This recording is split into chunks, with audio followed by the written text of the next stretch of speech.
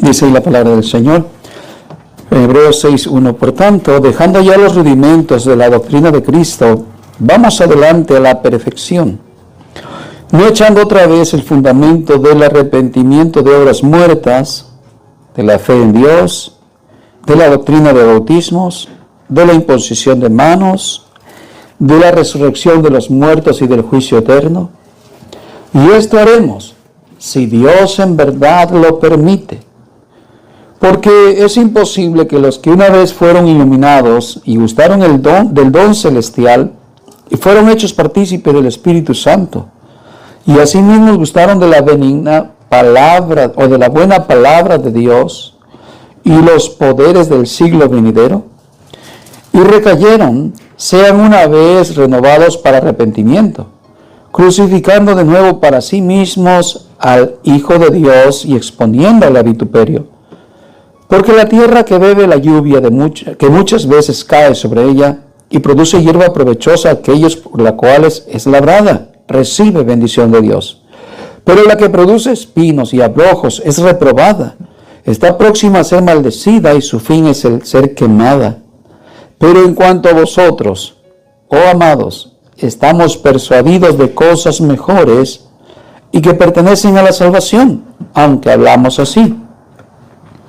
Porque Dios no es injusto para olvidar vuestra obra y el trabajo de amor que habéis mostrado hacia su nombre, habiendo servido a los santos y sirviéndoles aún. Pero deseamos que cada uno de vosotros muestre la misma solicitud hasta el fin, para plena certeza de la esperanza, a fin de que no os hagáis perezosos, sino imitadores de aquellos que por la fe y la paciencia heredan las promesas. Porque cuando Dios hizo la promesa a Abraham, no pudiendo jurar por otro mayor, juró por sí mismo, diciendo: de cierto te bendeciré con abundancia y te multiplicaré grandemente. Y habiendo esperado con paciencia, alcanzó la promesa. Porque los hombres ciertamente juran por uno mayor que ellos, y para ellos el fin de toda controversia es juramento para confirmación. Por lo cual, queriendo Dios mostrar abundantemente a los herederos de la promesa la inmutabilidad de su consejo, interpuso juramento, para que por dos cosas inmutables, en las cuales es imposible que Dios mienta, tengamos un fortísimo consuelo los que hemos acudido para asirnos de la esperanza puesta delante de nosotros, la cual tenemos segura y firme ancla del alma, y que penetra hasta dentro del velo, donde Jesús entró por nosotros como precursor, hecho sumo sacerdote para siempre, según el orden de Melquisedec. Muy bien, hasta ahí. Quiero hablar de un tema de una iglesia militante a una iglesia triunfante, hermanos. ¿Sí? La enseñanza de hoy se va a basar a que debemos estar, hermanos, activos, trabajando como la iglesia del Señor, que es muy importante en esta tierra.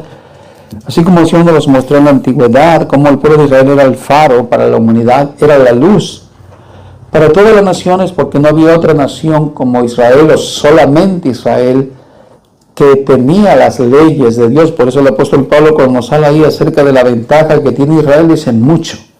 La verdad, Israel tiene mucha ventaja, nos dice en el libro de Romanos. ¿Por qué? Porque a ellos se les fue dada la ley. ¿Y qué significa? Que ellos tenían la posibilidad de optar buenas prácticas, un estilo de vida mejor, tener paz con Dios, tener el apoyo de Dios, tener una vida totalmente mucho mejor que cualquier otra persona que no fuera de la nación de Israel. ¿Por qué? Porque no contaba con los mandamientos del Señor. Y le puedo hacer un simple ejemplo. ¿Cómo vivíamos nosotros antes de Cristo sin conocer la ley de Dios? Y mire los beneficios que hemos adquirido por conocer la ley de Dios, los principios, la voluntad del Señor, ¿cierto? Bueno, de esa manera Dios ha permitido ahora que no solo Israel haya sido ese faro en la antigüedad, sino que ahora la iglesia de Cristo, el cuerpo que nosotros venimos a ser. Y qué increíble, mire hermano, de todas las creencias que se nombran en la Biblia, de los dioses que se mencionen falsos y de los que existen hoy en día como dioses falsos, No es que sean dioses en realidad, sino son hechos a la imagen de los hombres. Pero ninguno de ellos viene a ser lo que en realidad es el Dios verdadero. Mire la grandeza del Dios verdadero, que siendo inmensamente santo, puro, limpio, y que no hay lugar que pueda soportar la presencia de Dios, como dijo la oración de Salomón, ¿no? Cuando hablaba de la inauguración del templo, de aquella extraordinaria obra ejecutada con un estilo único, ¿verdad? Terminado en oro y todo lo que se hizo. Salomón en su oración dice que no hay lugar que pueda contener la presencia de Dios, porque el cielo es su trono, el cielo es el habitar de Dios, hablando de la inmensidad, y la tierra viene siendo como el estrado de sus pies. Luego el apóstol Pablo habla también referente a eso cuando llega a Éfeso y empieza a publicar la esencia del Dios vivo, que Dios no habita en templos hechos por manos de hombres, ¿sí? Pero ¿qué ha hecho Dios? Ha nombrado a su iglesia, a su cuerpo, a usted como creyente. Mire la grandeza de Dios, que Él mismo se ha edificado un templo para sí, no hecho por manos de hombres. Sin embargo, Dios a sus creyentes le ha llamado su habitar, le ha llamado su casa, le ha llamado el lugar de estancia, cosa que ningún otro Dios puede ser. Y qué dicha, ¿no?, que el creyente puede disfrutar de esa presencia de Dios dentro de él, dentro de su vida, dentro de su mente, dentro de su corazón, ¿no? Qué lindo. Bien, pero en base a eso, Dios nos enseña que la iglesia debe ser una iglesia fluctuante, una iglesia que está caminando, peregrinando, pero que es la luz en este mundo, que es el faro que ilumina a los que andan en oscuridad, los que andan fuera de Dios, los que andan separados de Dios.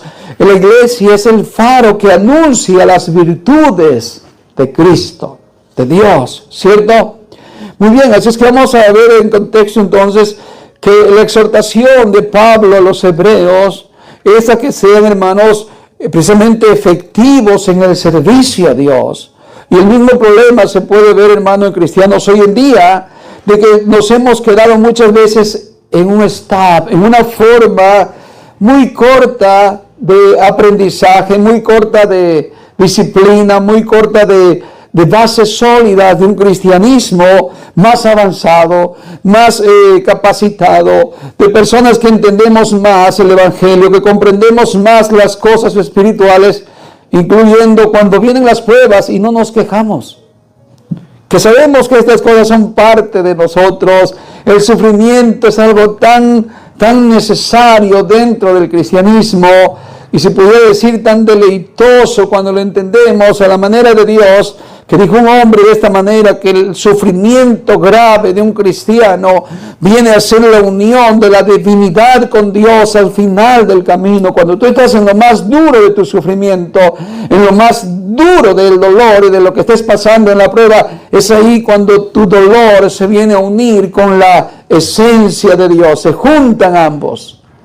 Bueno, si por algo la Biblia nos enseña que hemos de padecer juntamente con Cristo, no podremos escapar de todo aquello que el Señor ha predestinado, ¿cierto? ¿Para qué? Para que así también participemos de las abundancias de Cristo también. Muy bien. Pero para esto Dios nos insta a madurar, a crecer, y a no quedarnos en una forma rutinaria, una forma de que nos quedamos con principios nada más, y no hemos desarrollado, no hemos crecido, lo cual, hermanos, es necesario entender esto. Es que número 1, veamos en el verso 1, dice, por tanto, dejando los rudimentos de la doctrina de Cristo, ¿sí? Este es como el ABC del Evangelio, dejando los primeros pasos, los primeros, enseñanzas para alguien que no es creyente. Se le va a hablar acerca del bautismo, se le va a hablar acerca del arrepentimiento, acerca de que si no creen en la resurrección, porque hay gente que no cree en la resurrección, cree que se va a reencarnar. Los mismos judíos, había un grupo que creían en la resurrección y otros que no. Había aquellos que vinieron a preguntarle a Jesús de una mujer que tuvo 7 maridos, al final murió, y dijo, ¿de quién va a ser mujer en la resurrección? Esto decían no porque querían saber si en verdad esposa de quién iba a ser, sino porque no creían en la resurrección. Por eso Jesús le dijo, y acerca de la resurrección, ¿no escucharon lo que dice la Escritura? Que como Abraham le llama a Dios, Dios no le llama a Abraham como que ya pasó, sino que existe. Dice, Dios es hacia Abraham y a los que creen en él, Dios de ellos. No de muertos, sino Dios de vivos. Si ustedes preguntan de la resurrección, cosas que no han aprendido en la palabra, porque están como niños sin conocimiento y sin fe. Entonces que vemos que nos va a instar la Escritura a no quedarnos en ese nivel de cristianismo tan pequeño, tan sólido y tan bajo, de que no entendemos que hay cosas más que aprender, que hay cosas más que solidarizar, como dice la Escritura, que no seamos como aquellos que son movidos como nubes, de aquí para allá por cualquier viento de estratagema, por cualquier enseñanza que otras personas nos quieran compartir y nosotros quedamos como tambaleando y decimos, oh, no sé qué decir. O no sé, ya no sé ni quién soy, ya no tengo identidad. No, la Escritura nos va a enseñar que debemos salir de esas primeras prácticas rutinarias, que a la vez son buenas cuando recién creímos. No podíamos ser bautizados si no se nos enseñaba sobre el bautismo. No podíamos ser salvos si no se nos enseñaba acerca del arrepentimiento. Todo eso fue bueno, pero no debe ser para siempre. Y las situaciones que a veces se queda como algo rutinario en las iglesias, siempre la misma tendencia, siempre la misma enseñanza, siempre lo mismo, como cuando hemos estado participando en iglesias de solamente ese grito, ¿cuántos dicen gloria a Dios? Y no se vuelve más que rutinario y no hay doctrina de Cristo, no hay enseñanzas, no hay algo más hacia la madurez y nos mantenemos solamente con lo básico y de ahí no salimos y no aprendemos a ser mejores, como dice la Escritura, a perfectos. Así que dejando, dice, todo aquello, nos está hablando de, hermanos, dejar esa idea solamente de que ya somos salvos y de ahí ya no me interesa nada más, sino al contrario, ahora que somos salvos, debemos entender que es el principio nada más como para seguir nuestra ascendencia, nuestro camino hacia adelante. No quedarnos en una idea de se terminó, ya yo estoy listo, yo no puedo anhelar más, sino que nos insta a anhelar más de las cosas de Dios. Vemos entonces que es necesario salir de esas primeras prácticas bíblicas, solamente son el abecedario.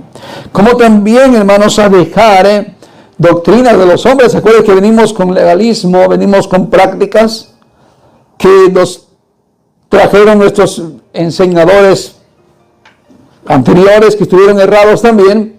Y de por ahí el apóstol Pablo está actuando de esa manera.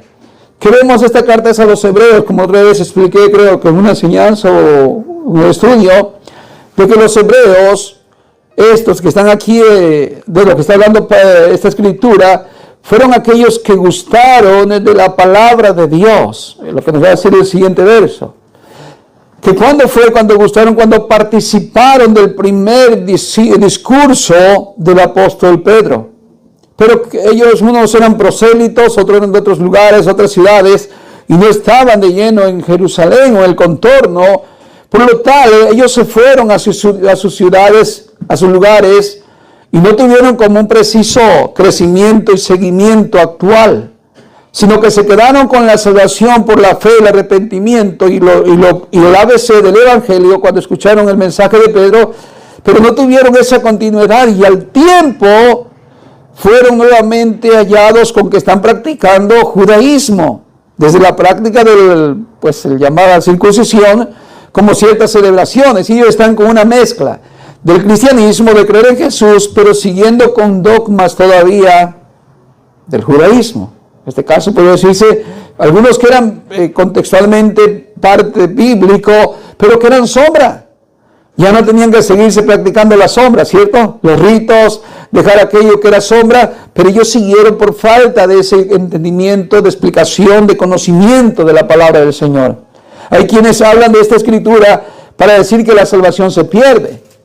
Y si mira, dice, porque es imposible, verso 4, que los que una vez gustaron o fueron iluminados y gustaron del don celestial y fueron hechos partícipes del Espíritu Santo, asimismo gustaron de la buena palabra de Dios y los poderes del siglo venidero y recayeron, sean otra vez renovados para arrepentimiento, crucificando de nuevo para sí mismo al Hijo de Dios y exponiéndole a vituperio. Que está diciendo que no se quedaron más que con ese simple conocimiento, pero no está diciendo que están perdiendo la salvación, sino que lamentablemente, como hoy en día, ¿cuántas iglesias no se encuentran con esa práctica? Practican el día sábado, tienen el ABC, sí, ya creyeron en Jesús, probablemente ya se arrepintieron y se bautizaron muchos, pero siguen con prácticas que eran sombras, eran tipos. Pero el venido Cristo se acaba lo que era la sombra, lo que eran las prácticas dentro del judaísmo, que muchas eran prácticas bíblicas, pero había otras que eran impuestas por los hombres. ¿Sí? Y así un día, ¿cuántas iglesias se están sometiendo como aparte de la ley, pero igual a dogmas de hombres? Que no vistas, que no comas, que haz esto, que es lo otro. Y no salen de esa rutina de enseñanza y tienen un círculo de cristianos solamente con el abecedario del Evangelio y no conocen más profundamente la doctrina de Cristo, más profundidad toda la doctrina de Cristo.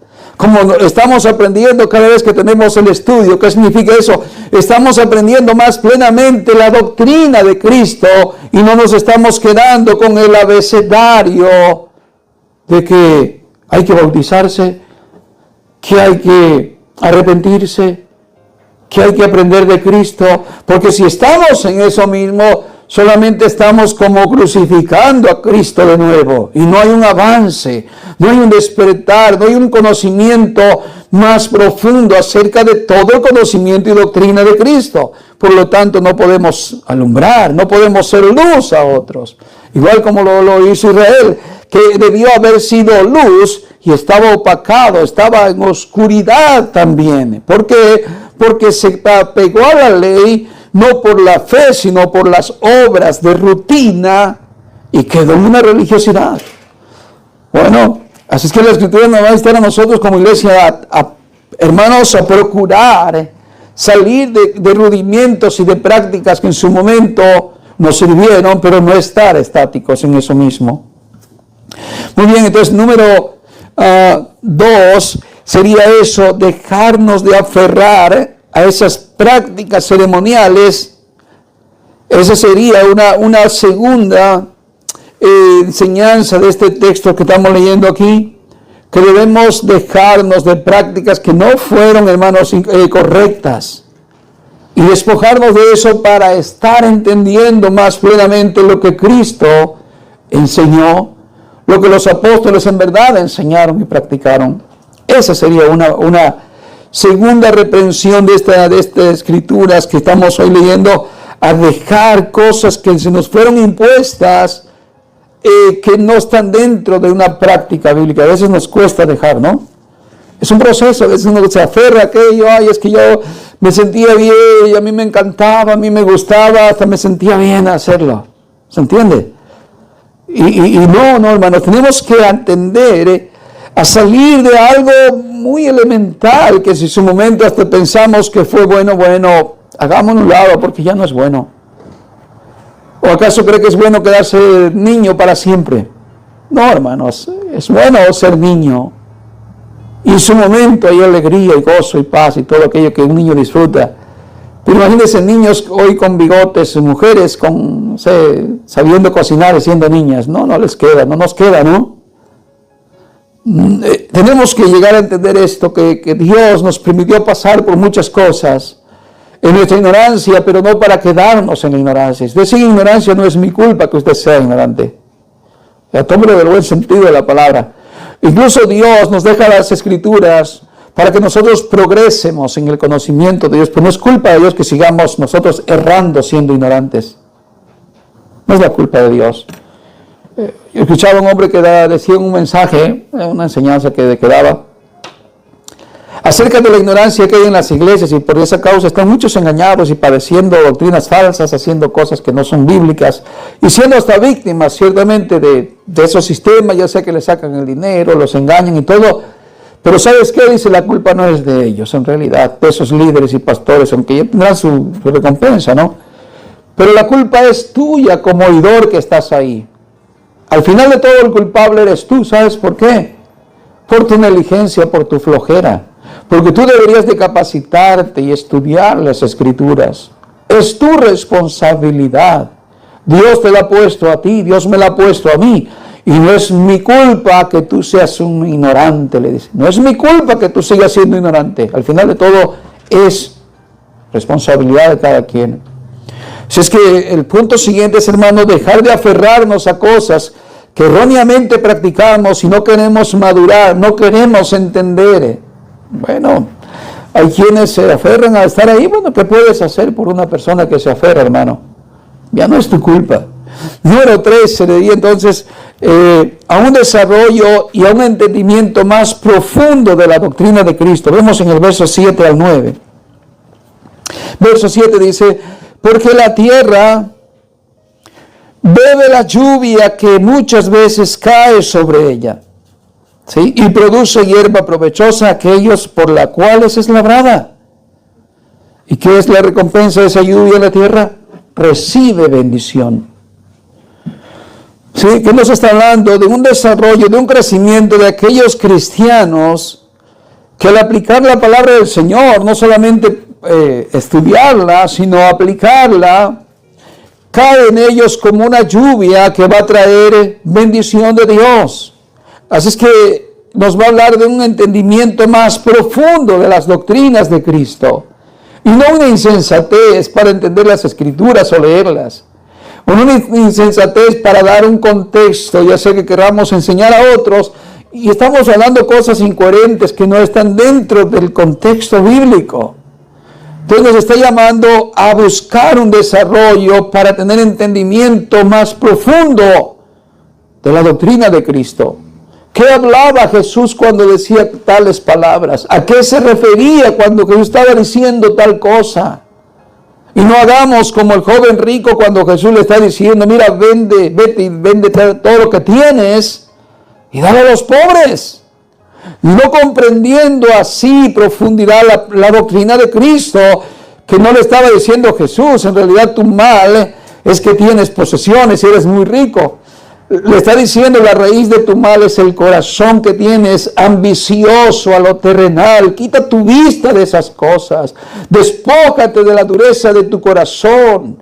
No te despojes de tu tierra, despójate de esa dureza que tienes, un corazón endurecido. Amas más las riquezas que a Dios. Y si amas más las riquezas que a Dios, te aseguro que no usas bien tu dinero, no lo organizas. Puedes ver una necesidad, una persona con hambre, una persona que necesita, en tu corazón no es dadivoso. A eso lo está diciendo en profundidad, en doctrina.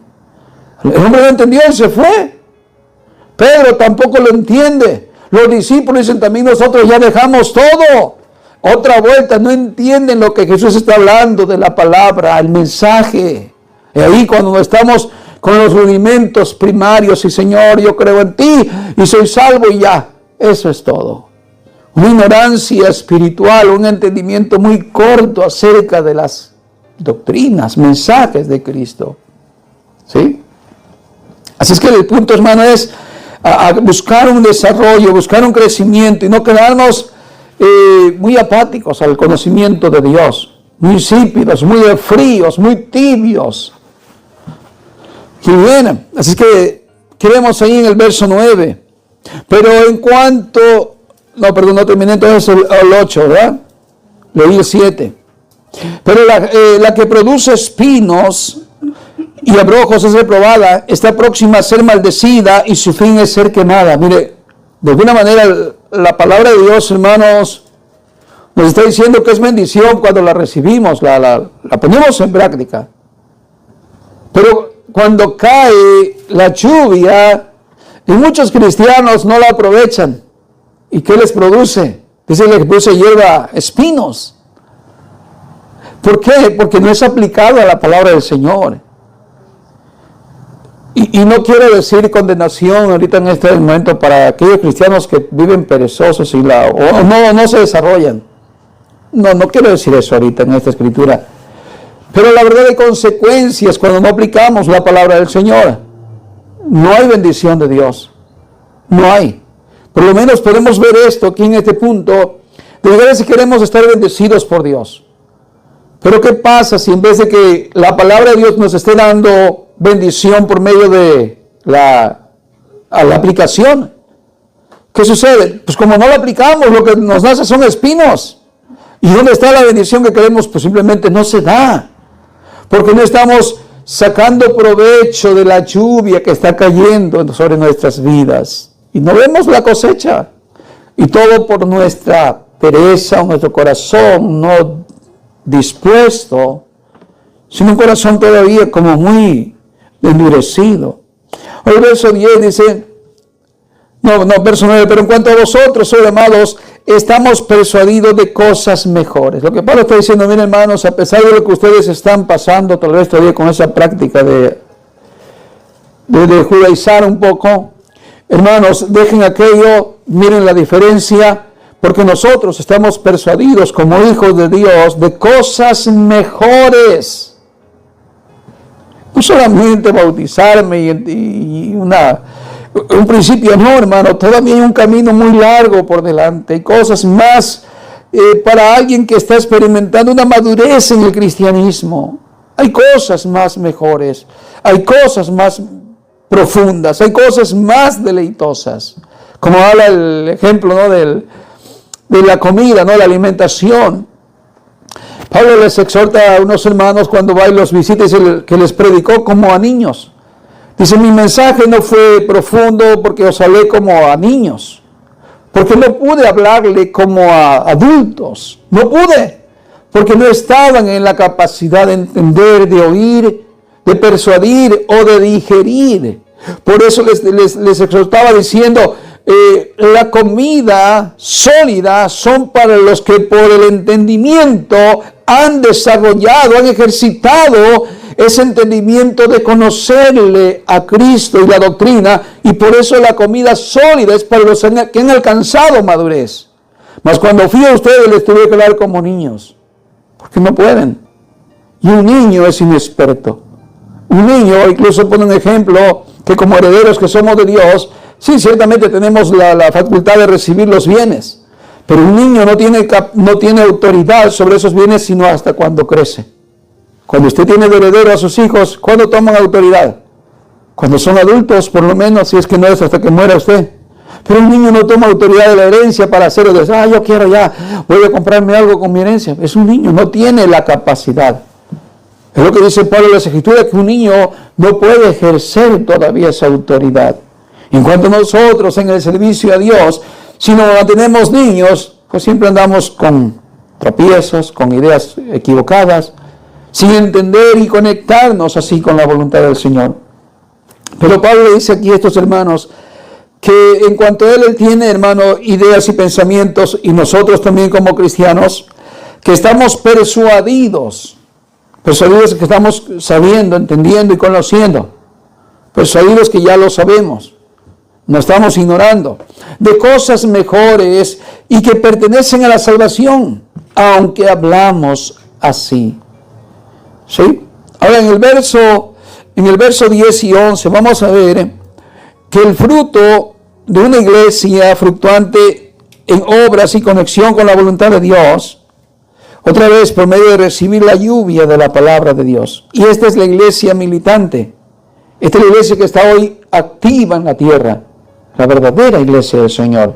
Verso 10 y 11 dice, porque Dios no es injusto para olvidar vuestra buena obra o vuestra obra en el trabajo de amor que habéis mostrado hacia su nombre. Mire, un hermano desarrollado, un hermano crecido, no solo está afirmado, no solamente ya no tiene duda. De por ahí hay gente que tiene duda de su salvación. ¿Por qué cree? Porque están los primeros rudimentos. Dice, ¿será que tengo que arrepentirme de nuevo? Y si pequé, ¿será que perdí la salvación? ¿O me bauticé con un bautismo equivocado? ¿Será que me tengo que bautizar de nuevo? No. Eso es para volver a traer a Cristo abajo, para volverlo a crucificar. Es muy poquitita la fe que tiene ese creyente, que a veces piensa que pierde su salvación con algún error que cometió. No puede. Por eso no puede servir al Señor, porque está muy corto, con poco entendimiento y poco conocimiento. Dice, pero Dios, hermano, no es injusto. ¿Para qué? Para olvidar de vuestra obra y trabajo. Está sirviendo. Que habéis mostrado hasta su nombre, habiendo servido a los hermanos o a los santos y sirviéndoles aún. Esa es una iglesia fluctuante. Fluye, se mueve, está activa, está presta. Qué lindo, ¿no? Cuando se mira hermanos participando en la obra del Señor. Qué lindo, hermano, porque es el desarrollo de la iglesia. Ambos participando, uno y otro. Así es que vemos una iglesia que está militante. Pero hay una pequeña amonestación en el verso que sigue, en el verso 12. Hay una pequeña amonestación, la cual vamos a escudriñar un poquito y a estudiar. El verso 12 dice, no termine el 11, primero el 11. Pero deseamos que cada uno de vosotros muestre la misma solicitud hasta el fin, para plena certeza de la esperanza. ¿Qué quiere decir aquí la Escritura? Que dentro de la iglesia, hermano, todos tenemos que estar así, fluctuantes, para que en todos se mire la esperanza viva que hay. Porque imagínense, están participando 10, 20, los que sean, pero quedan 15 o 10 sin participar y no están fluctuantes. Incluso no dice que tiene que ser por un tiempo limitado, sino que tiene que ser hasta el fin. Porque deseamos que cada uno de vosotros muestre la misma solicitud hasta el fin. ¿Cuál solicitud? Estar sirviendo a Dios, a su nombre, entre los hermanos, dentro de la iglesia. ¿Sí? ¿Para qué? Para que sí vemos que hay una plena certeza de la esperanza. Cuando alguien ya mengua, está dejando de mostrar la verdadera fe que tiene. Por eso la Biblia dice en Hebreos 10:25, no dejando de congregarnos. Porque hay mucho en el congregarse, lo que se recibe, lo que se da, lo que se vive, en el contexto de estar como iglesia viva, activa, sirviendo al Señor y a los hermanos. Ahora veamos la amonestación, el verso 12. A fin de que no os hagáis perezosos. Al momento de dejar de congregar, al momento de dejar de participar, de servir, de estar creciendo, de estar activo y madurando y entender más plenamente la doctrina de Cristo, de dejar los rudimentos, de dejar cosas que se nos apegaron por un tiempo, que están erradas, simplemente vamos a caer en una necedad, una falta de esfuerzo, en una falta de aprendizaje y en una pereza espiritual. Pereza espiritual. ¿Sí? Y hermanos, yo podría decir en esta hora que la pereza va a traer una consecuencia. De alguna manera podríamos decir que esta advertencia de cuidado con que Dios nos halle en la pereza o en la vagancia, que hay un castigo para el perezoso. Si vemos en las Escrituras que Dios condena la pereza, al perezoso. No es buena la pereza. ¿Cierto? Ser perezoso en cualquier área no es buena. Y pues en las cosas de Dios mucho menos. Si uno siendo perezoso acá en lo secular, uno mira las consecuencias. No trabajes, no hay comida. De hecho, el apóstol Pablo amonestaba a hermanos que creían que ya la venida del Señor era ya. Dejaron de trabajar, dijeron, pues ya viene el Señor, dejemos de trabajar porque el Señor ya viene.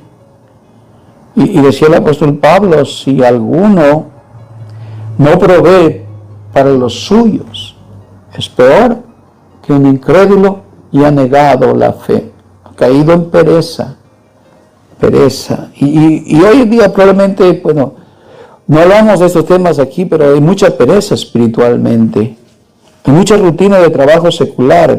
Matamos 15 horas, 12 horas, 8 horas, lo que trabajamos por día, 6 días, 5 días. Pero no somos tan fervientes y tan capaces en el hábito, de esfuerzo por lo espiritual.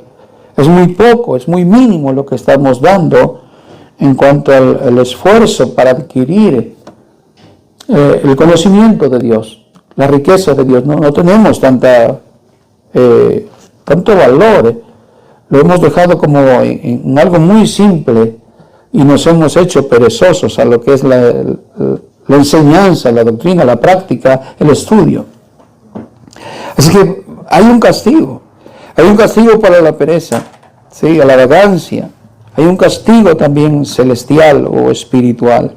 Vea en Proverbios 6, voy a leer ahí Proverbios 6, y vaya conmigo ahí al Proverbios 6, empezando desde el verso 6 en adelante, para que esta amonestación no sea como algo pasajero, sino que entendamos algo de lo que Dios nos está diciendo hoy, y apliquemos esto también acerca de la pereza. Ve a la hormiga, oh perezoso, mira sus caminos y sé sabio.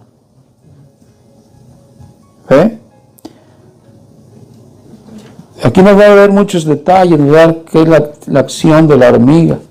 Dice, aquí está una, la cual no teniendo capitán, ni qué, gobernador, ni señor. Y nosotros sí tenemos quien nos guíe, ¿cierto? Tenemos el Espíritu Santo que Jesús dijo que nos iba a guiar a toda verdad y a toda justicia. Tenemos la palabra del Señor, que es una ancla, como dijo el apóstol Pedro, que es la palabra profética más segura, la cual si la aplicamos a nuestra vida, nos va a guiar para no caer, para no tropezar. Tenemos quien nos lidere, tenemos quien nos guíe. Pero entonces, ¿por qué no hemos madurado? Entonces, ¿por qué no hemos aprendido más?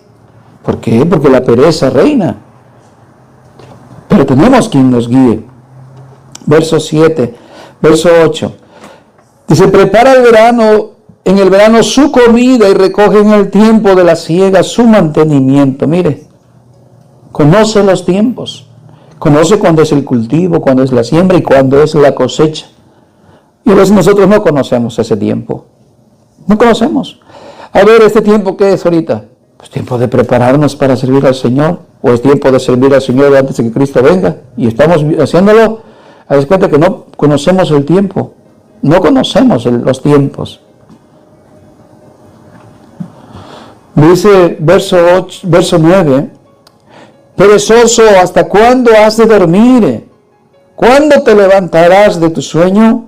Un poco de sueño, un poco de dormitar, y cruzar por un poco las manos para reposo. O sea, es estar ahí, todo lo que es holgazanería. Así vendrá tu necesidad como caminante y tu pobreza como un hombre armado. Un caminante que nomás lleva su ropa encima, no trae nada. Y te va a golpear tan duro la escasez cuando venga, como un hombre armado. Tan duro va a ser. Entonces, para nosotros, hermanos, en verdad, en lo secular, por ejemplo, ¿qué nos sucede cuando vienen las vacas flacas y no guardamos nada en el tiempo de la vaca gorda? Ay, Señor, ¿y ahora cómo salgo de aquí? Hazme un milagro para salir de acá, Señor. Manda a alguien que me ayude. Y Dios nos habla en la Escritura. Perezoso, ponte a trabajar hoy que hay chamba. Para cuando venga el tiempo que no hay chamba, ya viene diciembre, viene enero, viene hasta pedazos de febrero, pero alzamos algo ahí quedó algo guardadito. De mayo, junio, julio, que era el tiempo de una cosecha pero buena, y ya quedó ahí algo ahí. ¿Y cómo está el hermano? Pues estamos bien. Hay para comer, estamos sacando de lo que tenemos guardadito. Dios nos dio la inteligencia. No, pero hermanos, hay que vivir el día a día, hermano. Mañana no sabemos, hay que comer todo lo que hay ahorita y mañana no te preocupes porque Dios se proveerá. Hay gente así, hermano, que no piensa por nada. Yo digo que tengas un trauma por el día de mañana, pero ¿qué dice la Escritura acerca de eso? Que dependamos de la hormiga. ¿Acaso te caen mal 2, 3 centavitos guardados ahí? Hasta te alegra en el alma decir, gracias Señor que tuve para guardar unos 2, 3 centavitos, porque qué feo se siente no tenerlos cuando hay necesidad. No digo que a veces es por falta de negligencia, A veces es un proceso también del cristianismo pasar eso. Bueno, luego cuando aprendamos ya glorificamos a Dios por eso. Como el que aprendamos a ahorrarlo, bueno, gracias a Dios por la sabiduría que nos dio y el trabajo que tuvimos y la salud. Ahora, ¿qué más sigue diciendo? Así vendrá, ok, terminamos hasta ahí, hasta el verso 11. Volvamos ahora entonces ahí Proverbios 19, 15. Yo lo leo para avanzar, ¿verdad? Dice, la pereza hace caer en profundo sueño.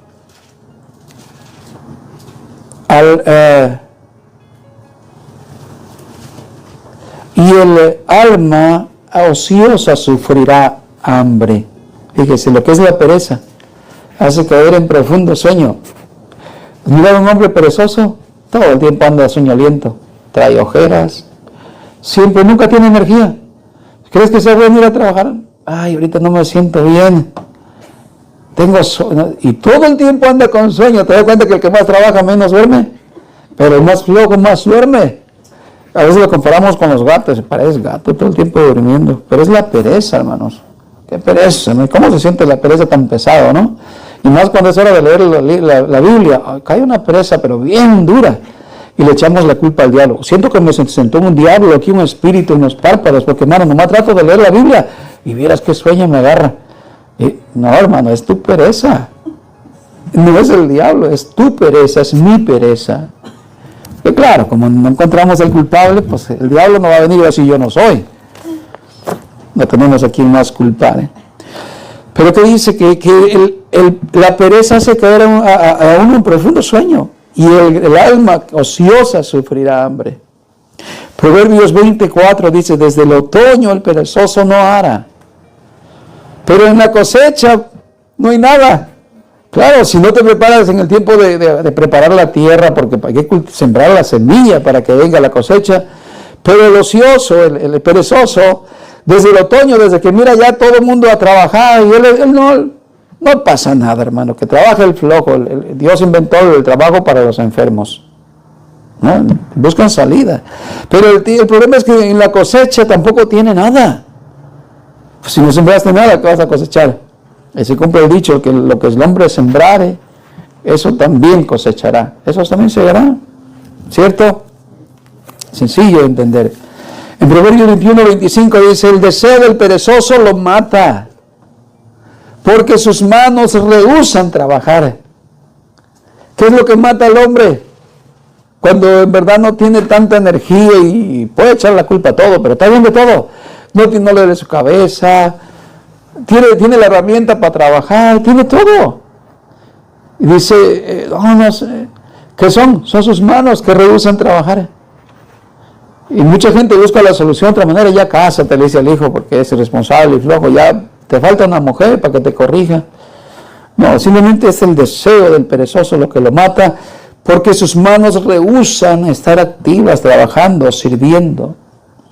Proverbio 22, 13 dice, el perezoso dice, fíjese, aquí la escritura dice que lo dice el perezoso, no es que sea real, no es que sea verdad, pero el perezoso dice, hay un león afuera, seré muerto en las calles. Eso es por si alguien lo está mandando a trabajar.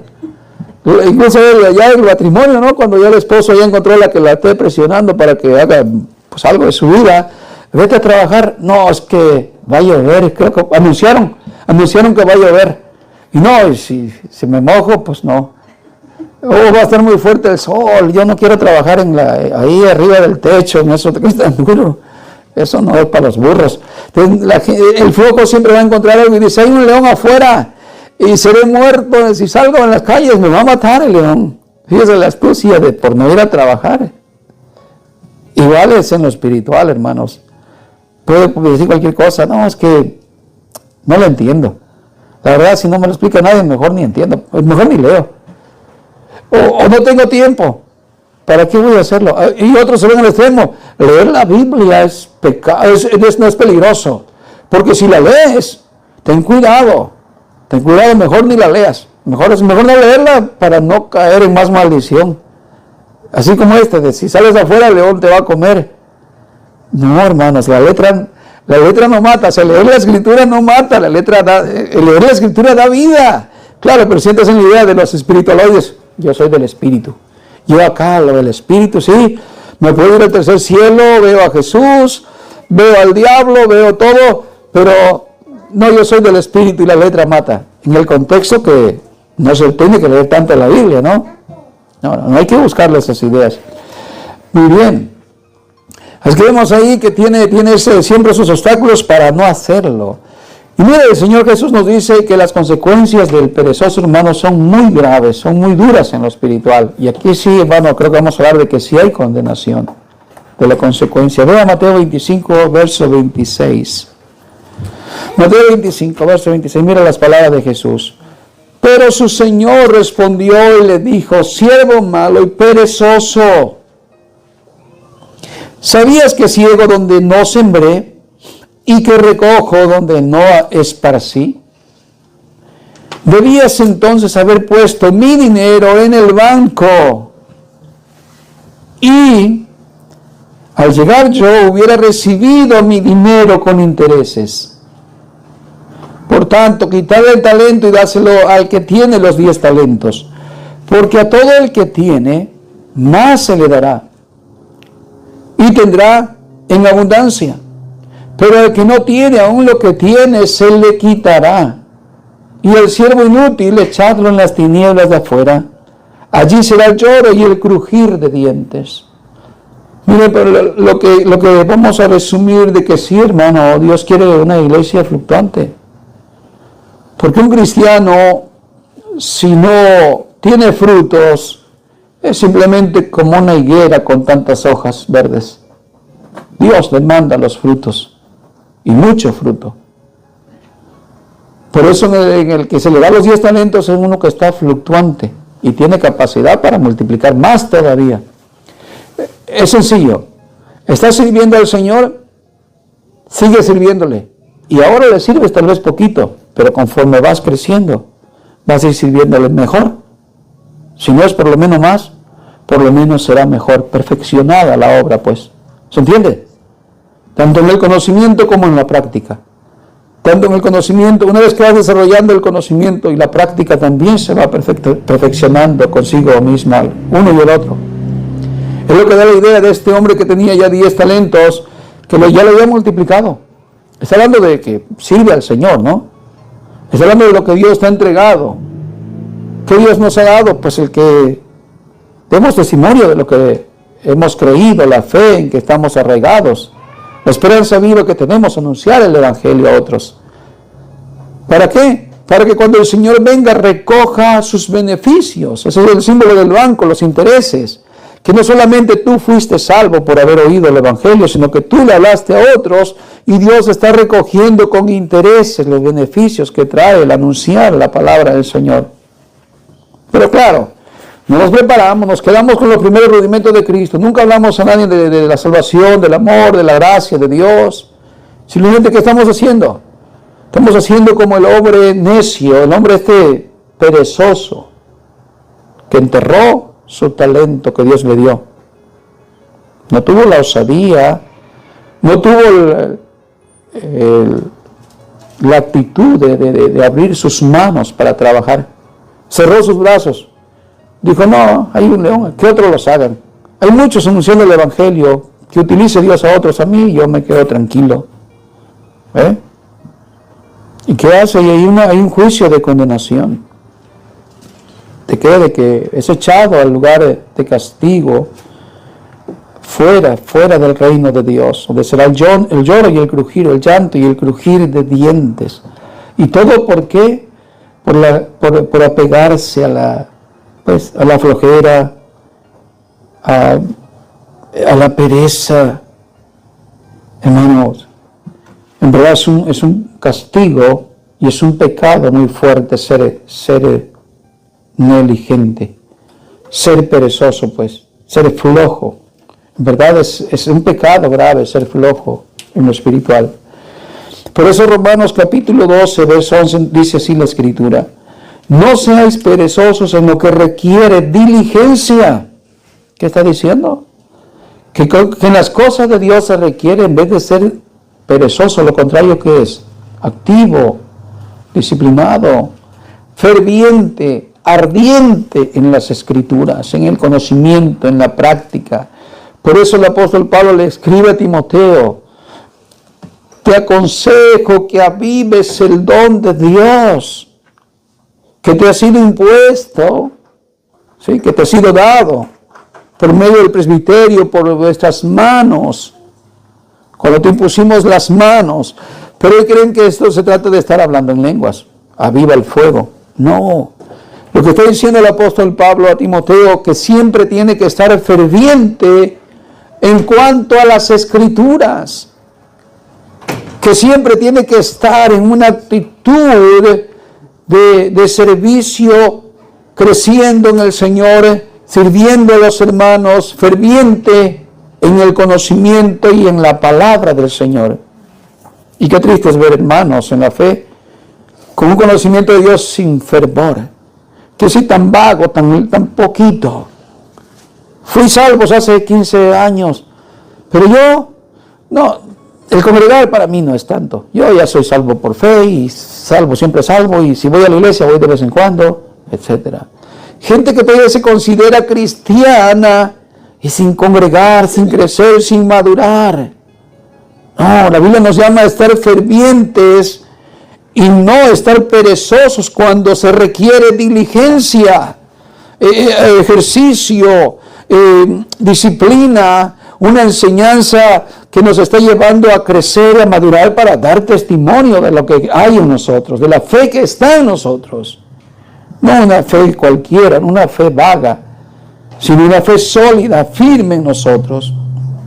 Por eso dice: no seáis perezosos en lo que se requiere diligencia, fervientes en espíritu, sirviendo al Señor. Ya no niños fluctuantes, ya no niños de kinder.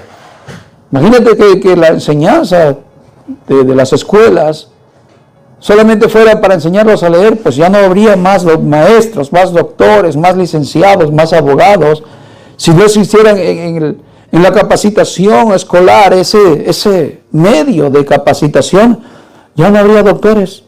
Solo una etapa hubo y se murieron, y ya no hay quien haya aprendido el oficio de enfermero, doctor, etcétera, un cirujano. Pero si eso secular nos enseña que es tan necesario, imagínense en lo espiritual, hermanos. ¿Qué aprende el mundo si todos nos quedamos niños en el Evangelio? ¿Qué se puede enseñar? Es un Evangelio muy deteriorado, muy simple, muy apático, sin fervor, sin conocimiento de la palabra del Señor y la doctrina. Así es que, ¿qué es la demanda? Que tenemos que estar diligentes, no negligentes, prestos, es más, esforzados para buscar así el desarrollo y no quedarnos irresponsables y perezosos. ¿Cuál es el mandamiento que Dios le da a Josué? Mire que te mando que te esfuerces y que seas muy valiente, ¿sí?, para poner en práctica todo lo que está escrito en la ley, y que nunca sea parte de ti este libro de la ley, ni de día ni de noche, sino que meditarás en él todo el tiempo, porque entonces así harás prosperar tu camino y todo lo que hagas te saldrá bien. Los pondrás los letreros en los dinteles de tu casa, en tu puerta. Los enseñarás a tus hijos cuando vas en el camino. Cuando vengas de regreso siempre hablarás de ello, porque entonces solamente harás prosperar tu camino.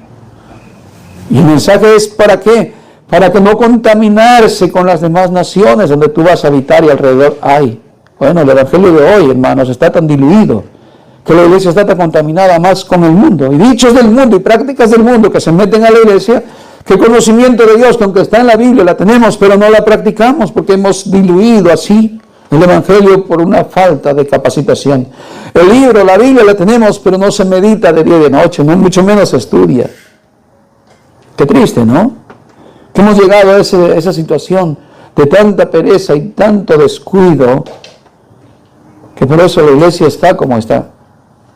Pues vemos a Hebreos capítulo, el verso 12 en adelante, para ver nuestro último encabezado ahí, nuestra última enseñanza que saco de ahí, que es de una iglesia militante, una iglesia triunfante, que esa estará en la eternidad con Dios. Pero es esa iglesia que está sirviendo aquí, pero con una esperanza viva, que por ella estará también con Dios en la eternidad. Muy bien, dice el verso 12.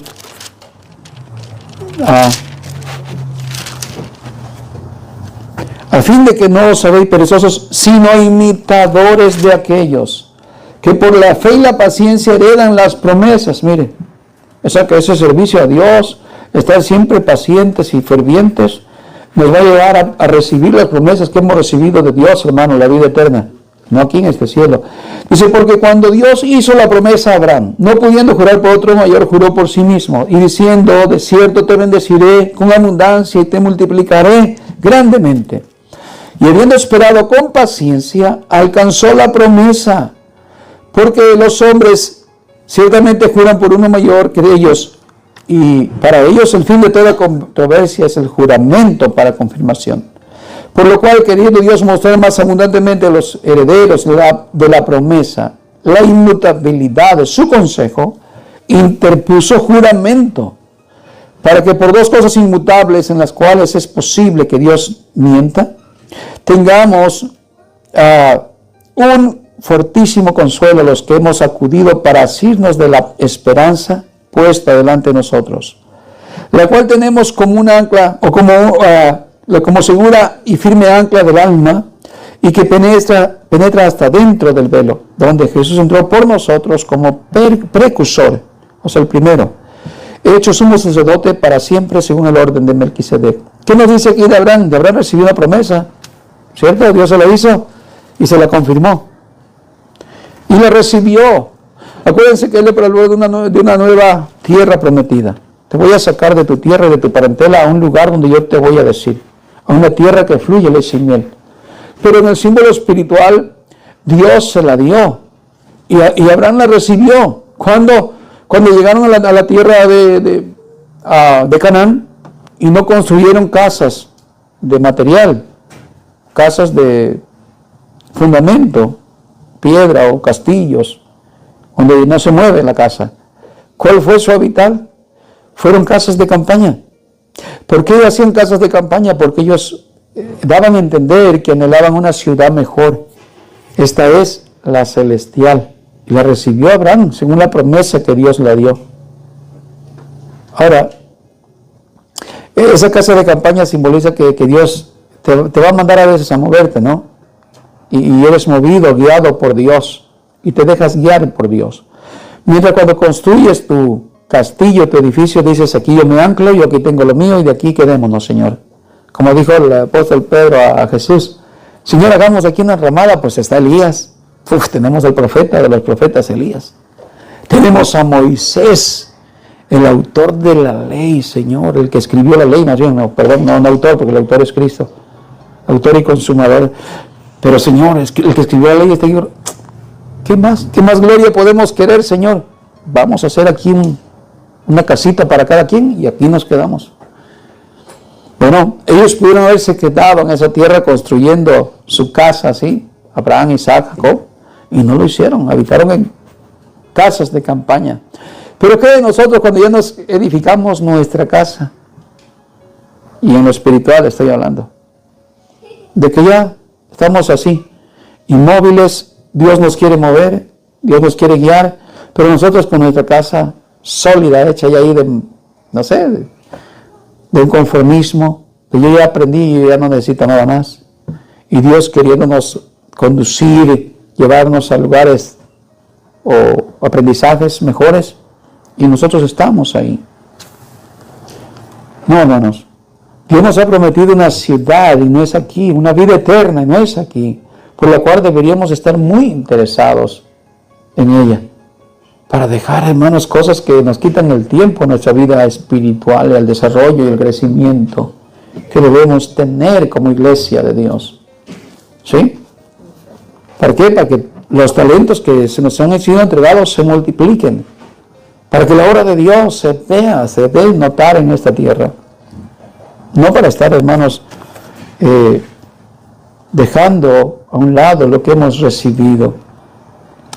Muy bien, terminamos con 2 de Pedro 3, verso 9. Segunda de Pedro, ¿verdad? 3:9. Dice: el Señor no retarda su promesa, según algunos la tienen por tardanza, sino que es paciente para con nosotros, no queriendo que ninguno perezca, sino que todos procedan al arrepentimiento.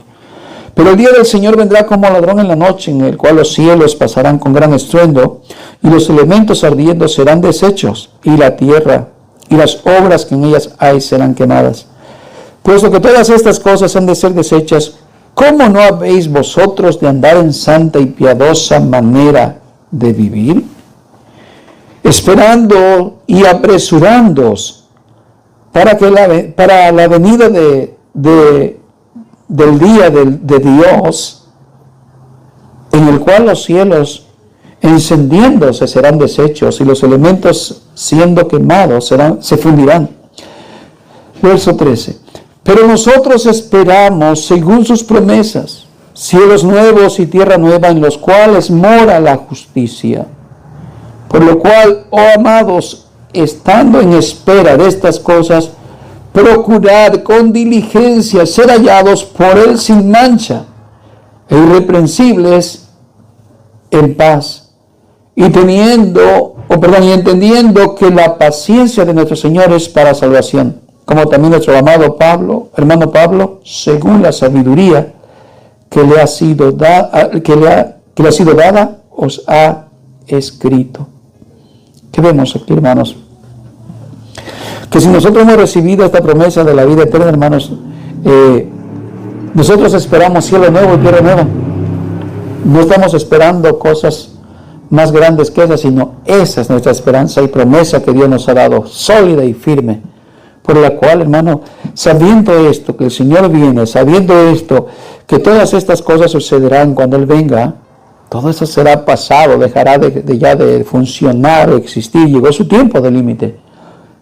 Por lo tanto, nuestro anhelo por el cielo nuevo y la tierra nueva nos debe instar a vivir una vida santa y piadosa, ¿sí? Y en todo esto, buscando las cosas que son mejores, no el conformismo, no solamente los primeros rudimentos y pasos del cristianismo, sino una vida abundante en el Señor, para que tengamos una vida abundante en el Señor. Creo que Jesús eso dijo cuando dijo: el diablo vino para matar, robar y destruir, para tener los ciegos, mancos, cojos, paralíticos, no saben servir al Señor, pero yo he venido para que tengan una vida en abundancia. Entonces, en el sentido espiritual, servir al Señor. ¿Se entiende, hermanos? ¿Cómo encontró Jesús al pueblo de Israel? ¿Sirviéndole? No. Los encontró atados, ciegos, leprosos, paralíticos, mancos, ¿cierto? Pero en un contexto espiritual, Jesús vino a sanarnos para estar fervientes en el Señor y no en una forma, pues ahora sí que muertos espiritualmente. Pónganse de pie, démosle gracias al Señor.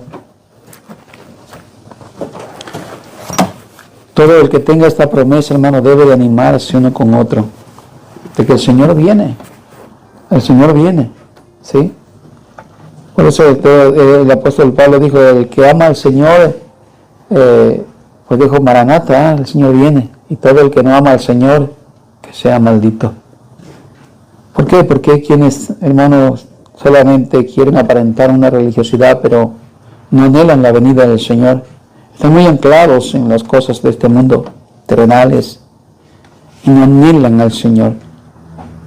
Hoy hemos recibido esta exhortación, hermanos, de dejar la pereza, dejar el conformismo y ser fuertes, valientes, disciplinados, que demos gloria a Dios con nuestra forma de ser esforzados, ¿cierto? Que impactemos el corazón del Señor al ver nuestro esfuerzo que hacemos para servirle. Amado Señor y Padre nuestro, gracias porque nos amonesta desde el cielo con una voz que nos ha dejado aquí impregnada en su palabra. Es tu palabra, Señor, tan fiel y verdadera como tú mismo, Señor, lo eres.